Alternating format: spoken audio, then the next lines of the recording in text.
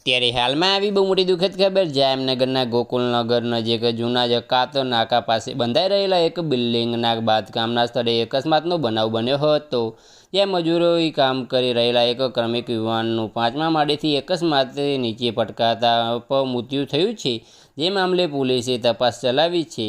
આ બનાવની વિગત એવી છે કે જામનગરના ગોકુલનગર નજીક જકાત નાકા વિસ્તારમાં સરદાર એવન્યુ નામના નવા બંધાઈ રહેલા બિલ્ડિંગના સ્થળે નીચેના ભાગે રહેતા અને મજૂરી કામ કરતા નવરંગભાઈ કુબેરભાઈ નાયકા નામનો યુવાનને મજૂરી કામ દરમિયાન અકસ્માત નડ્યો હતો। તેઓ નવા બંધાઈ રહેલા બિલ્ડિંગના 5મા માળે મજૂરી કામ કરી રહ્યા હતા, જે દરમિયાન અકસ્માતે નીચે પટકાઈ પડતા ગંભીર ઇજા થવાના કારણે અનિલકુમાર નવરંગભાઈ નાયકાએ પોલીસને જાણ કરાતા સીટીસી ડિવિઝન પોલીસે બનાવના સ્થળે પહોંચી જઈ મૃતદેહનો કબજો સંભાળ્યો છે અને વધુ તપાસ હાથ ધરી છે। બસ આજ માટે આટલું જ, અને મારી યુટ્યુબ ચેનલ પર નવા હોય તો લાઇક, શેર અને સબસ્ક્રાઈબ કરી દેજો। ધન્યવાદ।